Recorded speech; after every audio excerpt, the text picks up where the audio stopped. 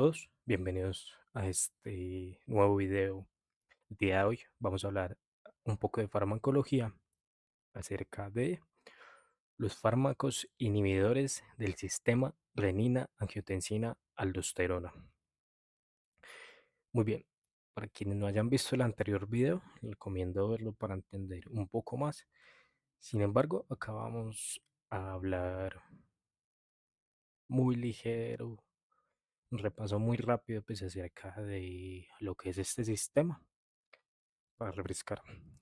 Entonces, recordemos que este es el principal sistema regulador de la presión arterial a mediano y largo plazo.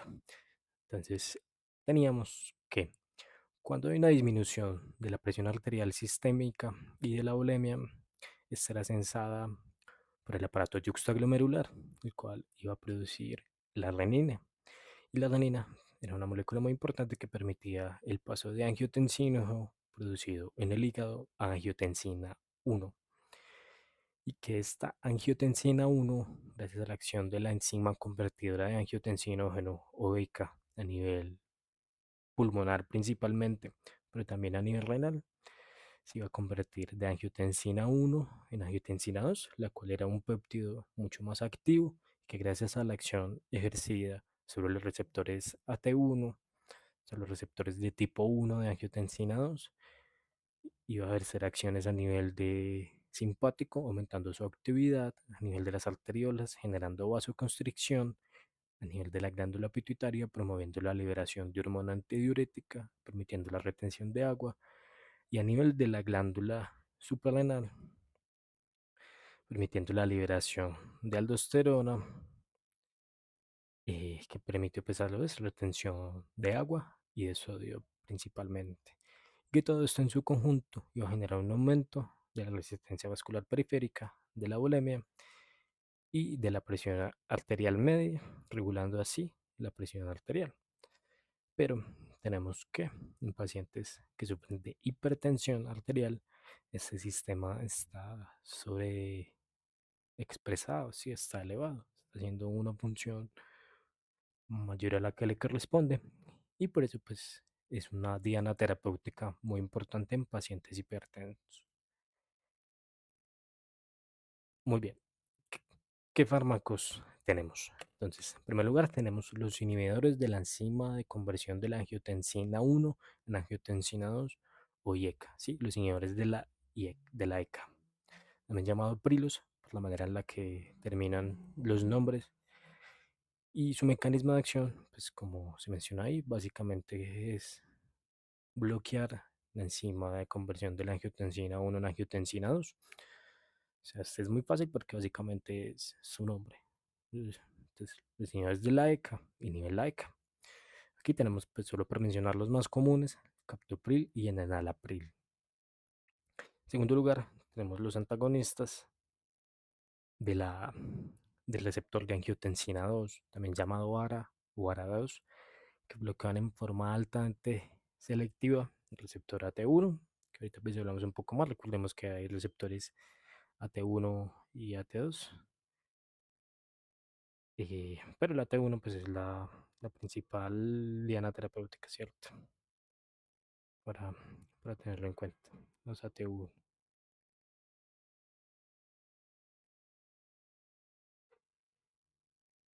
Tenemos también los inhibidores de la renina, eh, que pues, básicamente es el alisquireno. El alisquireno es el fármaco más nuevo o el más recientemente aprobado de los que se mencionan acá. Se dice que tiene una eficacia similar a los IECA y ARA por sí solo, pero pues no se han hecho muchos estudios ni tampoco cómo funciona, sobre todo pues con otros medicamentos en pacientes pluripatológicos, por ejemplo. Entonces tampoco es tan usado en la práctica clínica actualmente. Y finalmente tenemos los inhibidores de la aldosterona. Con estos hay que tener pues como cierta consideración y es que en la mayoría de textos estos fármacos, estos inhibidores de la aldosterona se estudian como diuréticos, ¿cierto? Se estudian como diuréticos, diuréticos ahorradores de potasio. Pero por fines didácticos lo vamos a tener o lo vamos a tener presente ahí. Estos tienen dos mecanismos de acción. El primero es bloquear el receptor de mineralocorticoides o receptor de aldosterona, donde en los túbulos contorneados distal y colector para aumentar la excreción de sodio, cloro de agua y tal vez su efecto más importante, que también pues genera alguna de las ramas más importantes, es la retención de potasio y otros iones. Muy bien. Eh, Algo más a tener en cuenta pues es que estos también actúan sobre las arteriolas para antagonizar la vasoconstricción, de menos que la aldosterona también tiene un pequeño efecto vasoconstrictor. Muy bien, muy bien. Ahora sí, pues hablando del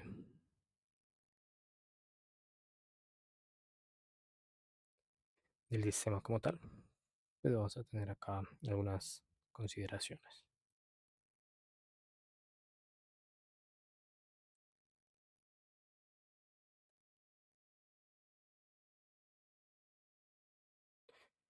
Entonces, en primer lugar, tenemos los inhibidores directos de la renina. Los inhibidores directos de la renina, pues básicamente, como te los decía, es el alisquireno, el único aprobado por la FDA. Este alisquireno, pues básicamente cómo actúa. Se cuenta lo que hace es inhibir la acción de la renina, ¿sí? Pide la actividad de la renina. Entonces, por tal razón, gracias a este fármaco, el angiotensinógeno no se va a convertir en angiotensina 1, que este paso se inhibe. Y pues por consiguiente, el resto de pasos de esta cascada, de este evento fisiológico, o en este caso fisiopatológico, se va a detener. Muy bien. ¿Qué reacciones adversas me pueden generar? Pues pueden generar mareos, diarreas, artralgias y pues una hiperpotasemia. En general, pues todos los fármacos que hay acá pueden generar hiperpotasemia, sobre todo por la inhibición que se genera sobre la acción de la aldosterona, que pues ya vamos a hablar un poquito más de eso. Muy bien. En segundo lugar, tenemos a los IECA. Los IECA también llamado los prilos, que tienen el captopril, enalapril, linisopril, quinapril, por mencionar algunos, pero hay muchos más.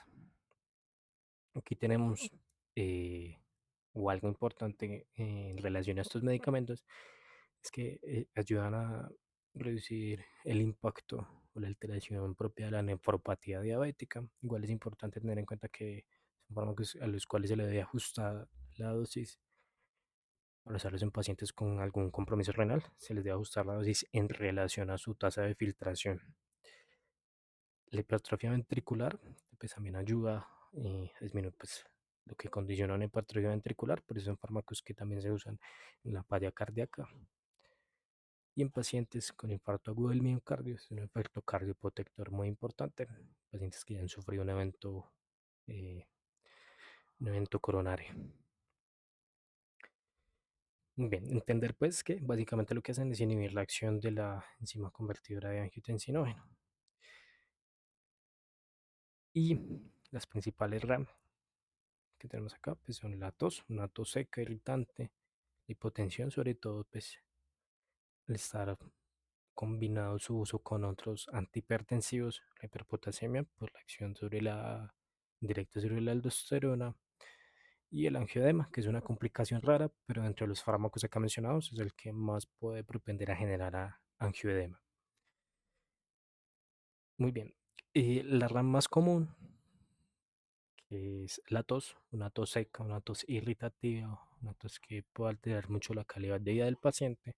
Incluso pues si a usted un paciente le llega diciéndole que inició a tomar enalapril porque le encontraron hipertenso y pues le iniciaron su manejo,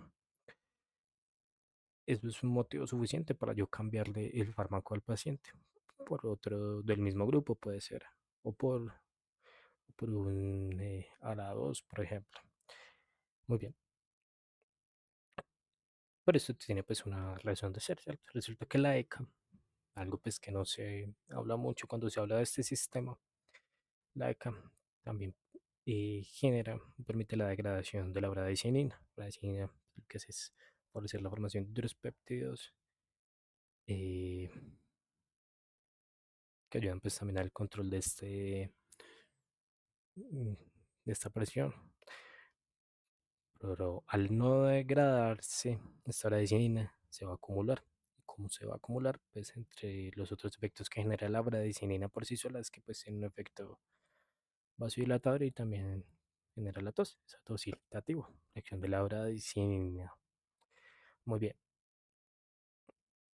entonces pues la ECA básicamente pide ese paso de angiotensina 1 a angiotensina 2. Muy bien. Ahora,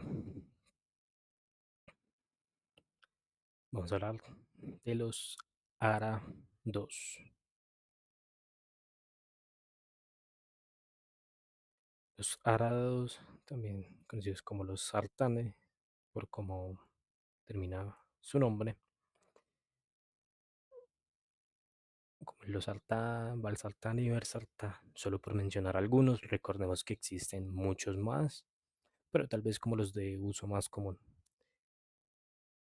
También tiene un efecto protector renal y cardiovascular a largo plazo, pero de igual manera, pues puede generar hiperpotasemia, reacción indirecta sobre la aldosterona, impotencia en combinaciones con otros antihipertensivos y fascia renal.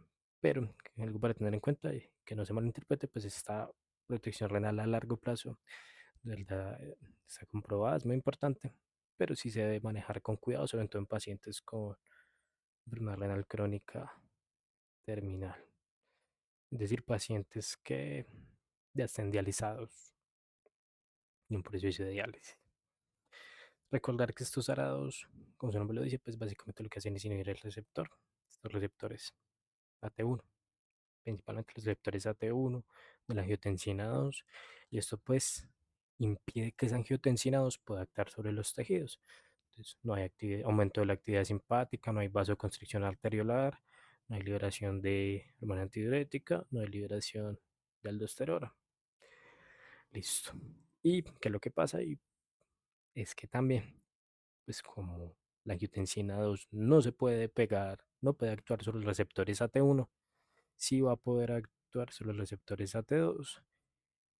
Como les decía en el anterior video, los receptores AT2 no están muy expresados en los adultos, pero sin embargo ahí están y también cumplen ciertas funciones.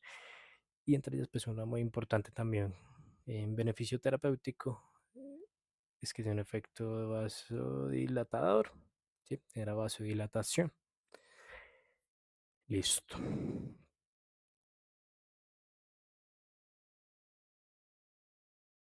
Bueno, eso en relación a esos fármacos. Y por último, vamos a hablar de los inhibidores de la aldosterona, o también llamados los diuréticos ahorradores de potasio, que básicamente son las pironolactona y las plerrenona. Muy bien, ¿qué vamos a entender acá? Como ya lo hemos dicho, pues tiene un efecto, la aldosterona me genera cierto efecto vasoconstrictor, no lo va a generar, pero lo más importante que eso es que actúa sobre el receptor mineralocorticoide que se encuentra a nivel del túbulo contorneado distal y el túbulo colector. Y que allí pues es donde ejerce su acción la aldosterona.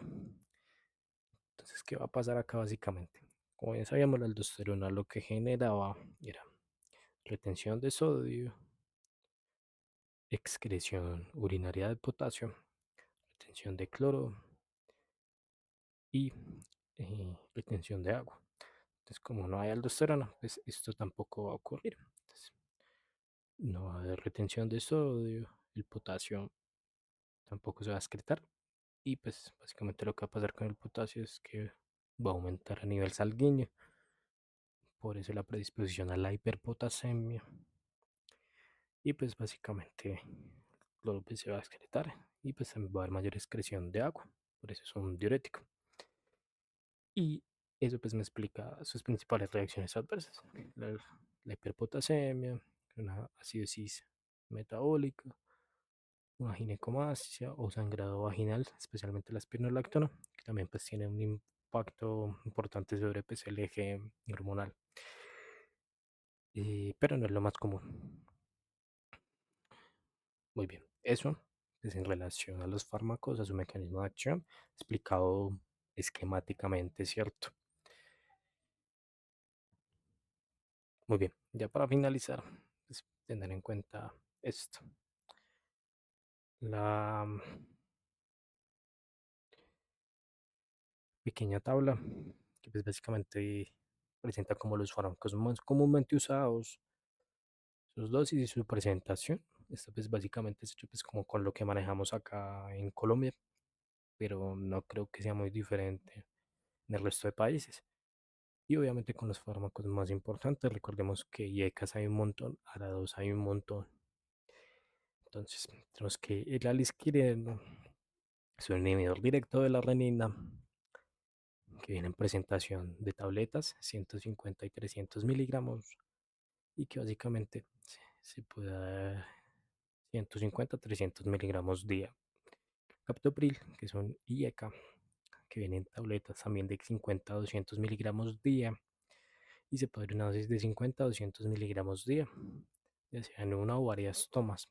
El enalapril es un IECA, tal vez el más usado, un fármaco que viene en tabletas de 5, 10 y 20 miligramos. Se puede dar una dosis de 50 a 40 miligramos día. Tenemos el losartán, que es un ARA2, que viene también en una presentación de tabletas de 50 y 100 miligramos día. Y se puede dar una dosis de 25 a 100 miligramos día. El valsartán, que es un ARA2, viene en cápsulas o tabletas de 40, 80 y 160 miligramos. Se puede dar a una dosis de 80 a 320 miligramos día, ya sea en una o varias tomas. Spironolactona, que es un inhibidor de la aldosterona o un diurético halorador de potasio. Generalmente así es como aparece en los libros de texto, al igual que la splerenona. Esta spironolactona viene en tabletas de 25 y 100 miligramos. Y acá pues sí hay que tener en cuenta la indicación en relación a la dosis. Y estamos manejando como fármaco para la insuficiencia cardíaca y la hipertensión, viene de 25 a 50 miligramos día. Em, y si el paciente pues cursa con una citis o un aldosteronismo, puede dar una dosis más alta de 100 a 400 miligramos día. En la esplerenona, como ya lo dijimos, también es un diurético elevador de potasio, vienen tabletas entre 25 y 50 miligramos y puede dar una dosis de 25 a 100 miligramos día. Muy bien.